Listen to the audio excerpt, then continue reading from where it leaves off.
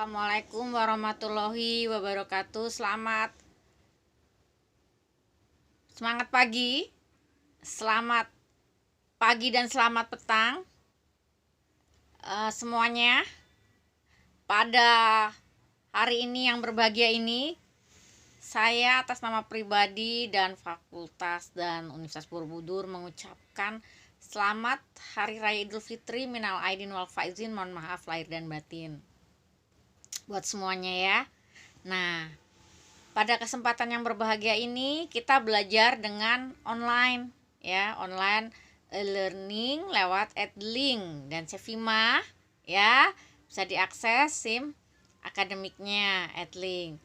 Meskipun saat liburan ini kita tetap di setting ada sesi perkuliahan ya. Jadi video pembelajaran ini berguna untuk bagi mereka yang tidak bisa ikut ya.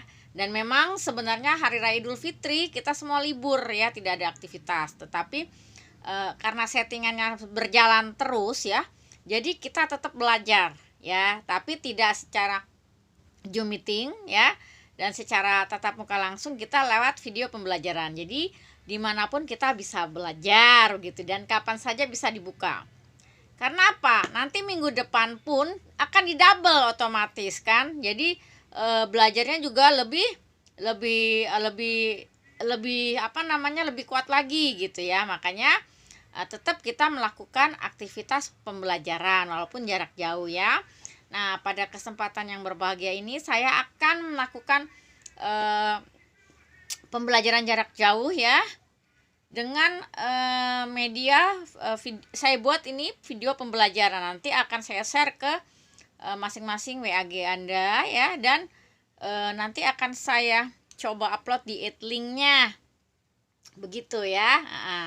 Nah, sesi kelima ya, kali ini kita akan belajar masalah pengendalian internal ya. Nah, apa sih sebenarnya pengendalian internal itu ya? Nah, pengendalian internal tentunya itu tidak lain dari internal kontrol ya. Nah, pengendalian internal ya, tentunya dalam laporan keuangan ya.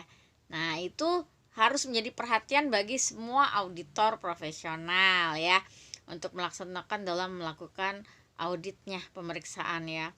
Nah, itu menurut ISA International Standard Auditing 315 itu ada mengidentifikasikan ya resiko secara material ya. Nah, itu harus diperhatikan bagaimana mengidentifikasikan resiko ya. Resiko salah saji material kah ya, resiko yang terjadi pada laporan keuangan kah ya, resiko dalam memberikan suatu opini audit. Nah, itu juga kita harus pertimbangkan dengan baik ya. Nah, untuk melakukan ini semua tentu ada suatu suatu cara ya, atau suatu tatanan ya, bagaimana sebenarnya seorang auditor mampu mengendalikan suatu pemeriksaan yang sudah dirancang dan sudah terprogram ya tentunya ya. Nah, auditor wajib memperoleh pemahaman tentang pengendalian internal ya.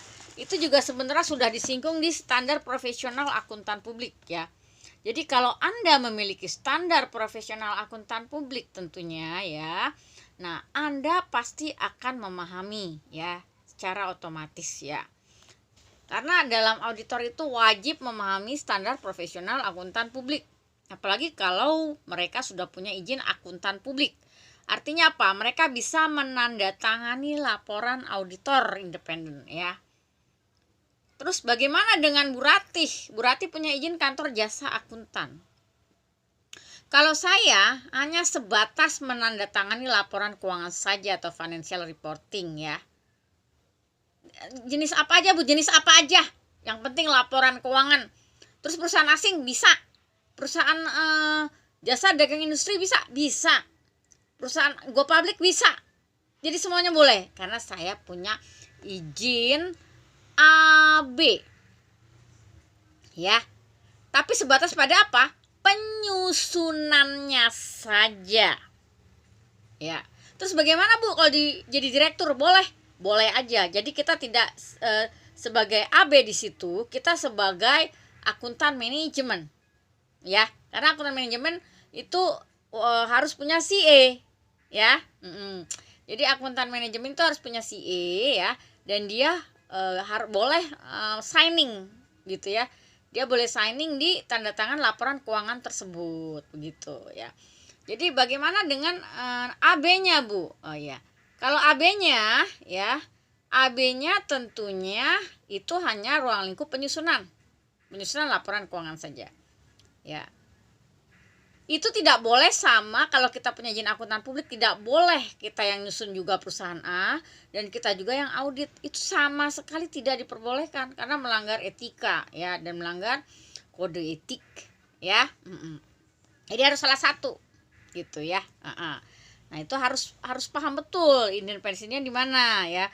Kita boleh nyusun perusahaan A tapi kita tidak boleh mengaudit perusahaan A. Bolehnya mengaudit perusahaan B ya. Nah, kalau kita mengaudit perusahaan C, kita tidak boleh menyusun perusahaan C, kita bolehnya menyusun perusahaan D dan begitu seterusnya ya. Nah, itu adalah aturan etika. Adapun tujuan pengendalian internal itu adalah untuk menangkal segala resiko ya. Atau untuk mencapai tujuan pengendalian yang terbaik. Ya. Nah, itu kita memiliki ya ruang lingkup seperti strategisnya seperti apa ya, sasarannya harus jelas ya. Terus laporan keuangannya itu harus bisa terkontrol dan terkendali ya. Nah, operasional pun juga operasionalnya itu harus dikendalikan ya. Dan adanya kepatuhan hukum ya dan ketentuan perundang-undangan. Begitu ya. Jadi memang sebetulnya di kita dalam hal melakukan auditor itu tidak boleh serampangan. Kita harus tahu komponen pengendalian internal seperti apa ya, rancangannya, lingkungan pengendaliannya itu seperti apa ya. Nah, itu harus kita pahamin ya. Itu sudah saya share di WAG Anda masing-masing, jadi Anda harus pelajarin itu ya. Sudah ada ya, di materi saya juga sudah ada ya, Anda tinggal baca aja ya. Jadi di media pembelajaran e-learning ini ya, nah ini akan mengasah lagi, mempertajam ya, mendengarkan dan menyimak daripada penjelasan saya terkait materi sesi kelima ini, khususnya lingkungan pengendalian.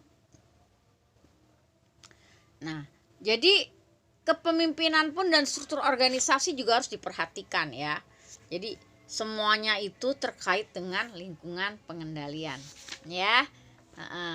Jadi memang penting ya, karena merupakan komponen bagian komponen utama sebetulnya ya, karena nanti terkait dengan memberikan suatu asersi atau risk assessment ya, penilaian resiko itu risk assessment ya. Jadi auditor harus mengidentifikasi resiko bisnis ya, estimasi secara signifikan ya, menilai besarnya potensi terjadinya resiko salah saji material begitu ya. Kemudian menentukan tindakan apapun yang akan diambil untuk menghindari dan mencegah terjadinya suatu risiko ya, tentunya dalam pelaporan keuangan, dalam pemeriksaan laporan keuangan.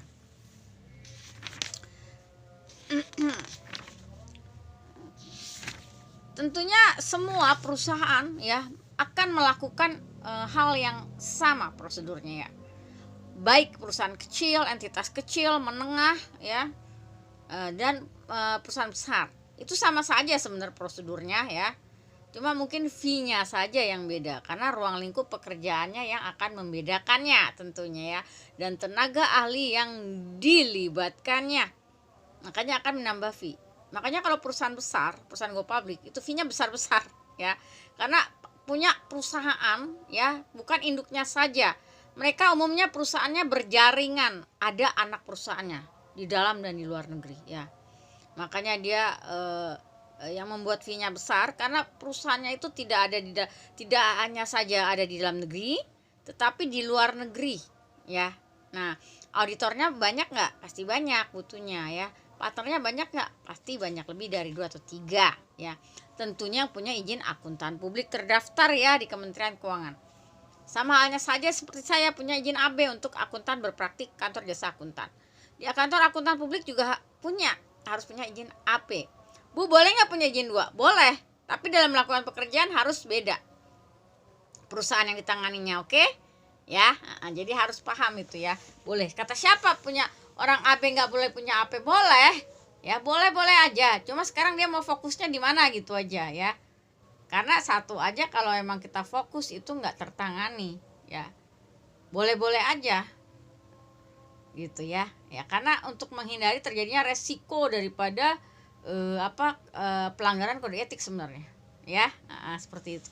Boleh orang punya AB dan punya AP itu boleh, tapi ruang lingkup pekerjaannya harus ekstra hati-hati ya. Gitu ya. Oke, kita lanjutkan ke asersi daripada laporan keuangan. Asersi representasi dari manajemen itu secara eksplisit dan implisit itu sudah terdapat dalam laporan keuangan sebetulnya ya. Nah, representasi yang digunakan oleh auditor memperhatikan berbagai salah saji dalam konsep laporan keuangan yang mungkin salah saji material. Ya. Nah, itu semuanya harus dijelaskan ya. Representatif auditor itu penting ya. Karena secara keseluruhan ya laporan keuangan itu sebenarnya harus kita periksa secara wajar.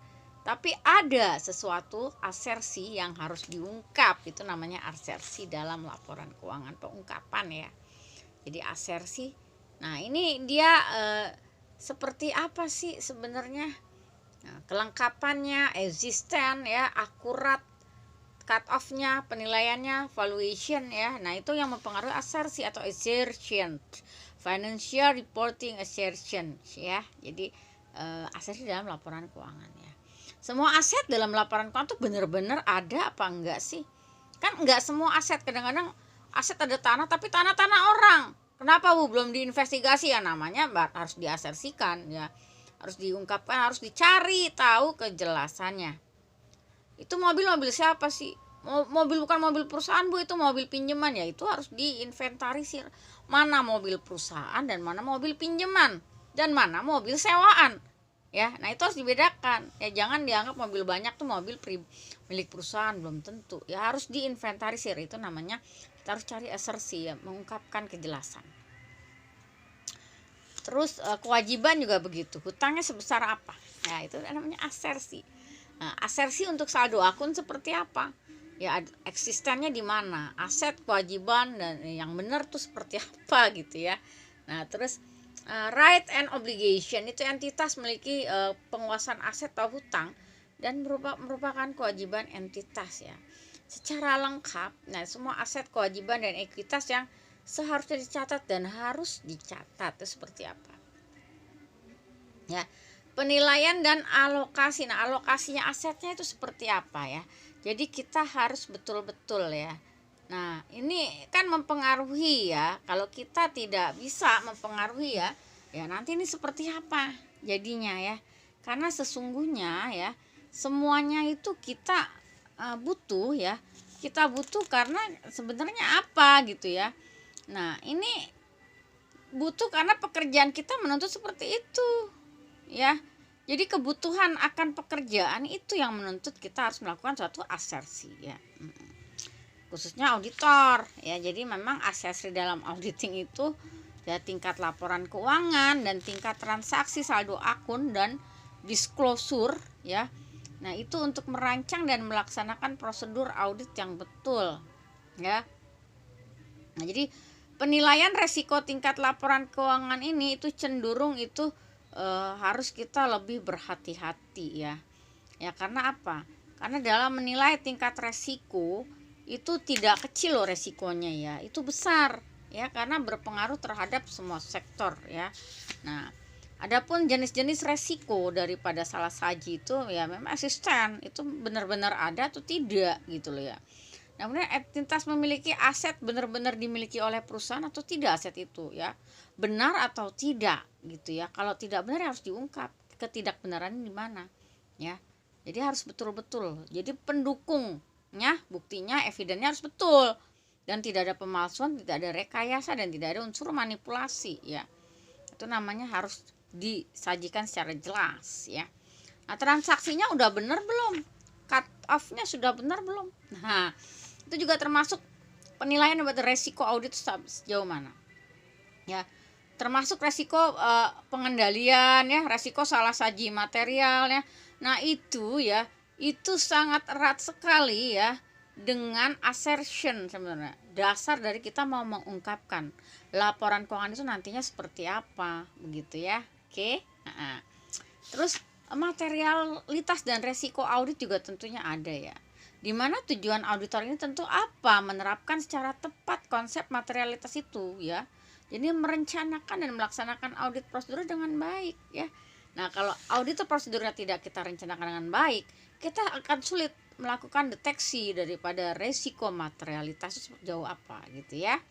Nah jadi tentunya dalam proses audit kita lakukan audit prosedur ya, kita ikutin prosedurnya.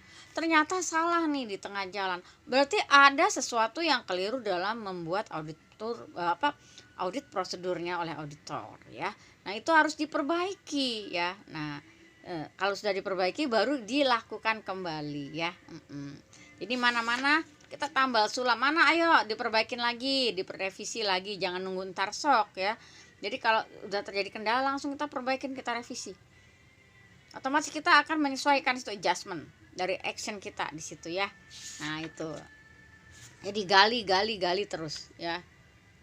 Nah tanggung jawab auditor juga harus mengurangi sampai tingkat resiko yang paling rendah ya.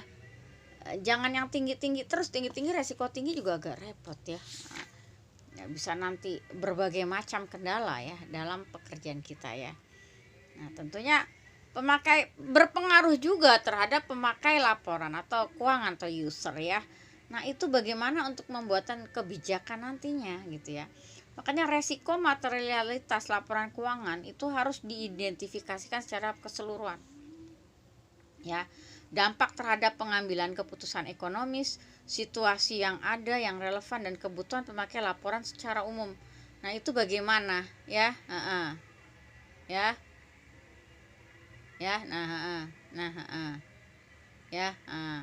jadi semuanya itu jadi berdasarkan persepsinya ya mengenai kebutuhan pemakai laporan ya, dan dalam menerapkan kearifan profesionalnya, professional judgment layak bagi auditor ya, tentunya akan mengasumsikan laporan keuangan yang tidak sebagaimana mestinya ya. Nah kita tentunya harus dong menghindari salah saji ya atau misstatement ya. Nah itu kita harus tahu segala ukuran ya, sifatnya, situasi dan kesalahan, penyimpangan, kecurangan dan lain sebagainya ya. Nah itu akan bertindak lebih jauh lagi ya.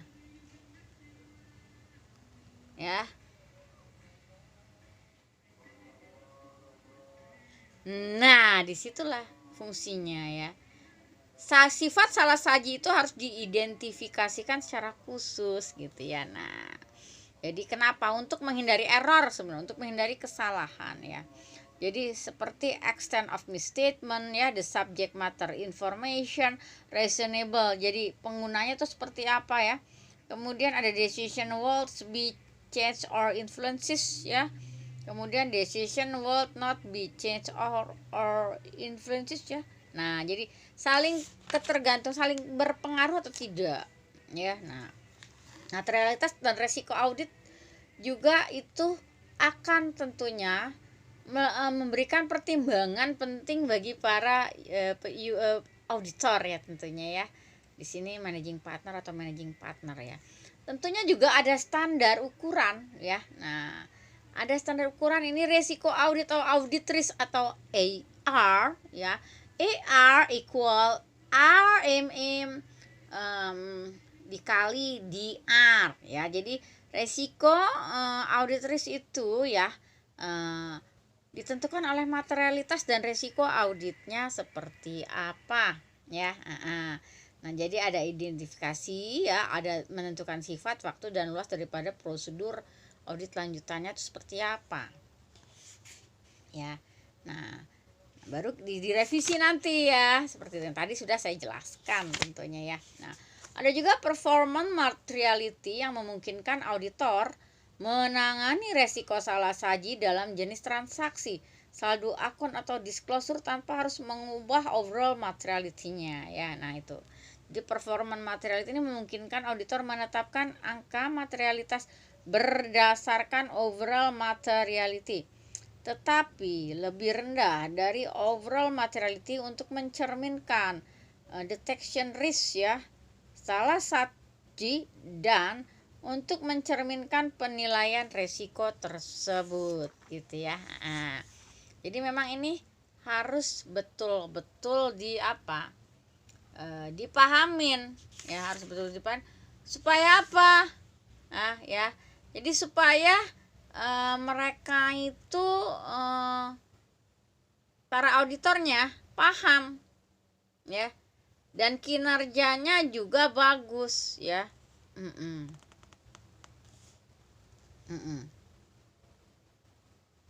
Iya. Ya. Iya. Ya. Jadi sedikit demi sedikit spesifik materiality ya, benar. Tujuan mempengaruhi keputusannya itu sangat relevan, sangat hati-hati ya, sangat profesional ya. Jadi ukuran performa materiality-nya itu lebih dari yang kita harapkan begitu ya. Jadi kita lebih memahami ya, dan lebih memahami ya, dan kita lebih mengkondisikan bahwa kita adalah auditor benar-benar paham dan profesional seperti itu ya. Ya, jadi kita diharapkan nantinya sebagai pejuang nih, auditor yang tangguh ya, kemudian akuntannya tangguh juga otomatis. Jadi bagi pengguna, pihak yang berkepentingan puas akan jasa kinerja kita ya, yang kita memang tuntutannya tentunya mengikuti selalu kode etik ya, dan standar akuntansi keuangan yang berlaku, kode etik standar profesional akuntan publik, dan kode etik akuntan ya. Dan nanti rencananya minggu depan, 2 minggu ke depannya kita akan melakukan sosialisasi ya, perbedaan atau ruang lingkup dari pekerjaan kantor akuntan publik dan kantor jasa akuntan, bedanya di mana begitu ya. Nah, nanti karena materinya lagi kita siapkan ya, nanti kita lakukan secara daring, dan saya harapkan hadir semua ya. Rencana itu tanggal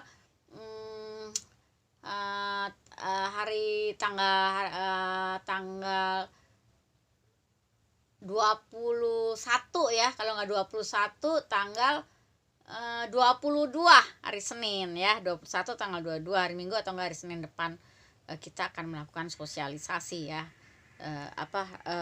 reguler 4-5 kali ke depannya lagi ya, sampai nanti bulan Mei atau awal Juni ya, kita lakukan pengabdian masyarakat terkait masalah perbedaan KAP dan KJA, internal kontrol, kertas kerja ya, terus bagian kode etik yang harus diperhatikan oleh auditor begitu ya. Nah itu, kita lakukan sosialisasi bersama-sama.